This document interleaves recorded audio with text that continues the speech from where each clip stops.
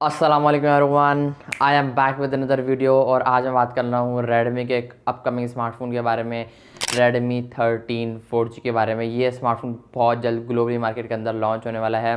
और क्योंकि ये स्मार्टफोन 4G लॉन्च होगा ग्लोबली मार्केट के अंदर, तो डेफिनेटली ये स्मार्टफोन फिर पाकिस्तानी मार्केट के अंदर भी डेफिनेटली लॉन्च होगा। कब लॉन्च होगा, क्या एक्सपेक्टेशन लगाई जा रही है स्मार्टफोन से रिलेटेड, कितनी प्राइस है, क्या स्पेसिफिकेशन निकल कर सामने आ रही हैं, किस तरह का डिज़ाइन है स्मार्टफोन के ऊपर, क्या इस फ़ोन का वेट करना चाहिए नहीं, इन सारे सवालों के जवाब आपको आज की इस वीडियो में मिलने वाले हैं। इस वीडियो को एंड तक ज़रूर देखना। पसंद आए तो लाइक शेयर सब्सक्राइब भी कर दिया करो। सब्सक्राइब लाजमी करना और बेल आइकन को प्रेस करना ताकि जैसी ऐसी कोई नई वीडियोस का नोटिफिकेशन सबसे पहले आप तक पहुंच जाए। हम बढ़ते डायरेक्ट वीडियो की तरफ और बात करते हैं इस रेडमी 13 के बारे में कि कैसा ऐसा क्या है इस स्मार्टफोन के अंदर जिसका हमें वेट करना चाहिए स्मार्टफोन का। आ जाओ। सबसे पहले इस स्मार्टफोन को रेडमी 13 4G को मैं अगर रेडमी के 12 से कंपेयर करूँ तो भाई काफ़ी हद तक डिज़ाइन, ओरल मेमोरी वेरिएंट, थोड़ी बहुत स्पेसिफिकेशन निकल कर सामने आती हैं एज़ कम्पेयर टू रेडमी 12। काफ़ी हद तक ये सिमिलर है रेडमी 12 से, ये रेडमी का 13। खैर सबसे पहले बैक डिज़ाइन की बात करो भाई, बैक डिज़ाइन में कोई चेंजेस यहाँ पर नहीं की गई हैं। सिर्फ कैमरा बम्प का जो डिज़ाइन है, लेआउट जो है वो काफ़ी बड़ा, कैमरा लेंस स्पेशली यहाँ पर बड़े कर दिए गए हैं। बाकी पूरा का पूरा डिज़ाइन कॉपी किया गया है रेडमी की पिछली वाली सीरीज़ से, मतलब कि 12 सीरीज़ से।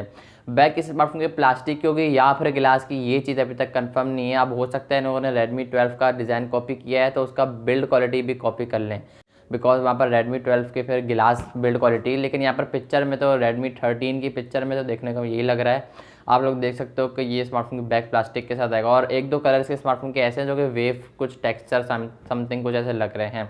बाकी स्टिल काफ़ी अच्छा है। फ्रेम स्मार्टफोन प्लास्टिक का होगा, बॉक्सी फ्रेम के साथ आएगा। बाकी डिज़ाइन ओवरऑल अच्छा है। फ्रंट डिस्प्ले की बात करो भाई, 90 हर्ट्ज का रिफ्रेश रेट आपको इस फोन के अंदर देखने को मिलेगा। 6.79 इंचेस का एक IPS एलईडी पैनल दिया जाएगा।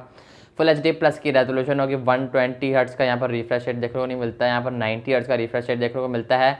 और अच्छी बात होती है यहाँ पर 120 हर्ट्ज का रिफ्रेश रेट डाल देते तो क्या ही बात, मज़ा आ जाता। खैर ओवरऑल एक नॉर्मल यूज़ के लिए, कंटेंट वॉच करने का एक्सपीरियंस आपका एक अच्छा होने वाला है। Visual experience, day to day task के लिए, मीडिया कंज्यूमिंग के लिए एक बेहतरीन स्क्रीन है, बेहतरीन डिस्प्ले है, बेहतरीन फ़ोन है ओवरऑल। बाकी ये एंड्रॉयड 14 के साथ आएगा। इस बार आपको हाइपर OS 1.0 की अपडेट भी देखने को मिलेगी। इस बार रेडमी ने बोला क्यों ना यार हम लोग मेहरबानी कर दें हम लोगों पर, तो ये काफ़ी अच्छी चीज़ मुझे लगी। मेमोरी वेरिएंट को लेकर बात करूँ तो भाई 3 वेरिएंट इस स्मार्टफोन को निकल कर सामने आया, लेकिन 2 अभी तक कंफर्म है। 8 128, 8 256। तीसरा जो है 6 128 वाला, ये कंफर्म नहीं है बट आ भी सकता है बिकॉज रेडमी 12 में आया था, तो इन्होंने थोड़ा बहुत कॉपी किया तो मे भी आ सकता है।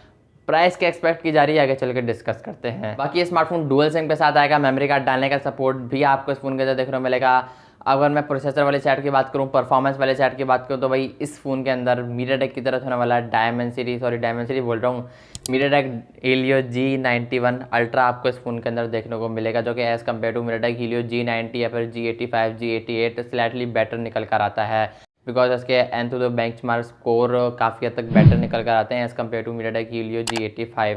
और ना सिर्फ बेंचमार्क स्कोर बेहतर निकल कर आते हैं बल्कि ओवरऑल परफॉर्मेंस में भी काफ़ी अच्छा परफॉर्म करके दिखाता है हम सबको, जिसकी वजह से हम तालियां बजाते हैं, तो बजाओ तालियां।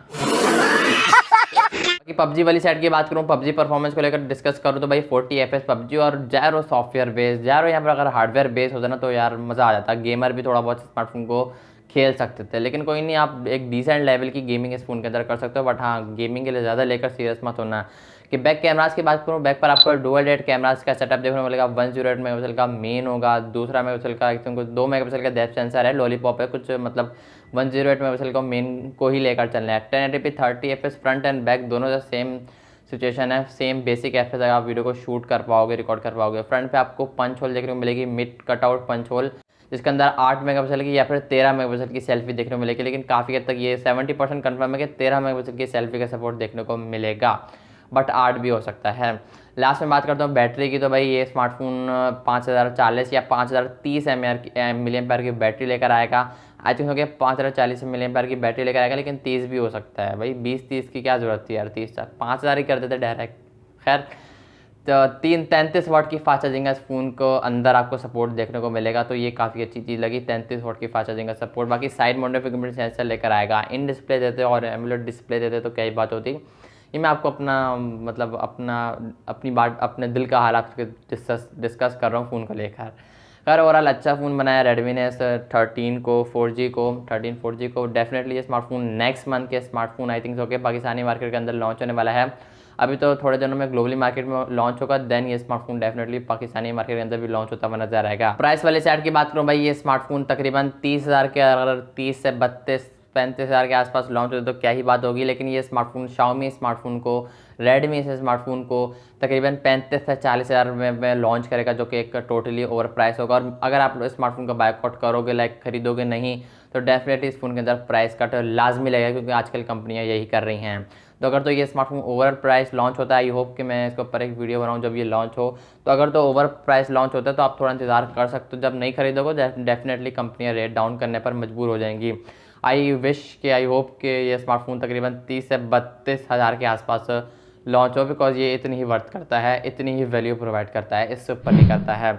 आई होप कि आपको आज की वीडियो पसंद है, वीडियो को लाइक करके चैनल को लाजमी सब्सक्राइब करना। मैं मिलूंगा आप नेक्स्ट वीडियो के रिव्यू के साथ, किसी और अपकमिंग फोन के साथ। तब तक के लिए अल्लाह हाफिज़।